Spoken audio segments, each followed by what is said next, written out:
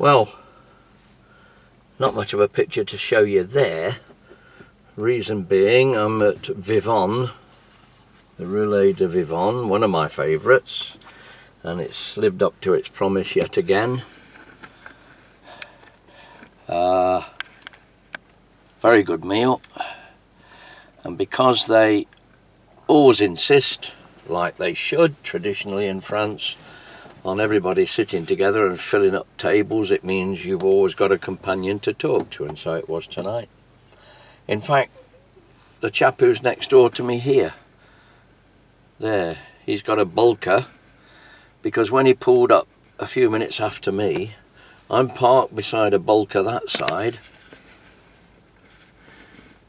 When he pulled up, I was very pleased to see him, and I went to ask him if he was stopping the night, and he said he was, and I said, well, I'm very pleased about that, because you're not a frigo. There'll be no fridge motors drumming my ears either side during the night tonight, so that's good. I'm hoping that bloke's the same. He's been here long enough, so I'm hoping he'll stay. But I've been here before, but in a place where I used to park further up the park there, which I thought was out of the way, and then at 3 o'clock in the morning some bloody frigo came in right next to where I was sleeping and cranked up, and I had to move. I couldn't stand it, couldn't sleep. When I had a frigo myself, I used to if necessary, I used to drop if it had to be going all night, I used to drop the trailer and park the cab behind the trailer, keep the noise out. Anyway, hopefully none of that tonight. I've got to Vivonne. I had a nightmare passage through Paris, or round Paris, and just when I thought I'd got rid of all the hold-ups and bouchons and slow moving, and I was really nervous, because it reminded me of when I was in Lyon the other day, a few weeks back now, in a bad bouchon on the motorway for an hour and a half, and then all the gear linkage fell apart, and that cost me no end of trouble by the time it was finished a week later. So I had these visions in my head of this happening all over again. We're just moving forward. At one point, anyway, so leaving Paris on the National 12 and heading for the A13 towards Rouen, which would get me to Mantes-la-Jolie, which was my destination and collection point. The sign overhead said, National 12 to A13 fluid. Not a bit of it. About half a mile further on, came to a dead halt, and it took me an hour to do the following 8 kilometres. Nightmare. And what was at the end of it all? At the top of the slip road onto the A13, there was a car carrier with a tyre shredded. That was all it was. I can't believe it caused that much disruption. Anyway, so I ended up at Mantes-la-Jolie an hour late. I mean, not an hour late, but an hour later than I envisaged, at 10:40 instead of 9:40. Got away from there about half an hour later, I suppose, with Darius, who's a lovely dog, but he's got a weakness in his back legs. I hope it's not what they call the wobbler, because that's not curable. So I hope it's something that can be cured, because he's a lovely, gentle male dog.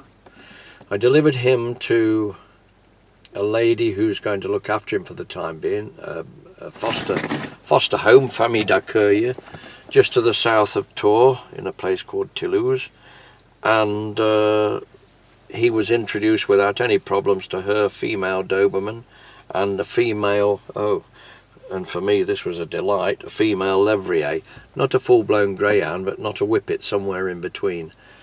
And so I took lots of photographs, and I accepted her offer of a glass of orange, and so that was that. And I got away at 4:05, I think it was. So I worked out, well, I set the GPS to take me home just to see how long it was going to take. And it anticipated that I would not be home until 7:30, 7:45.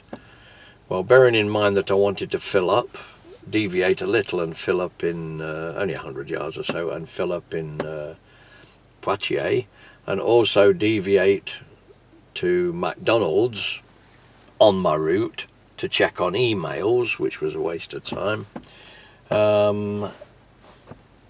I thought, well, it'll be 6:30 time I get to Vivonne, which is here just south of Poitiers. So I thought I might as well park up here for the night. I'm not due. They don't open in Bergerac tomorrow for me to get this Labrador for Phoenix, so there's no point in going any further. I can leave here at 7 in the morning and still get there for 10. So that won't be a problem.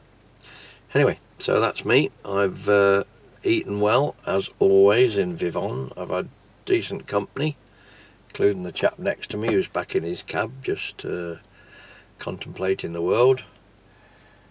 And now I'm going to go and sit in the Teardrop, I think probably in this lovely sunny evening, with the door open, and read my book for a bit, read my Kindle for a bit. There's no rush to get to bed. It's only, I don't know what time it is now. It's does it say on the screen of this thing? I don't know if it does. Bear with me while I zoom in. 06:53. That don't sound right, does it? No, that can't be right. So it's 8:30.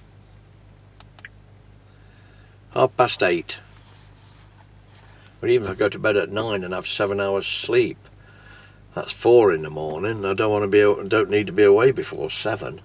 So that's ridiculous. So I'll just read for a bit, maybe have a walk around for a bit, and then go to bed. I'll set the alarm, obviously, as a backstop for 6 o'clock, but I don't expect to be still asleep when it goes. Anyway, that's today. Whatever the date is, I don't know, because I've switched the engine off, and I've switched it on, it switches everything else back on. It's 8:30 on Thursday the 28th of May 2015. And that's it. Night night.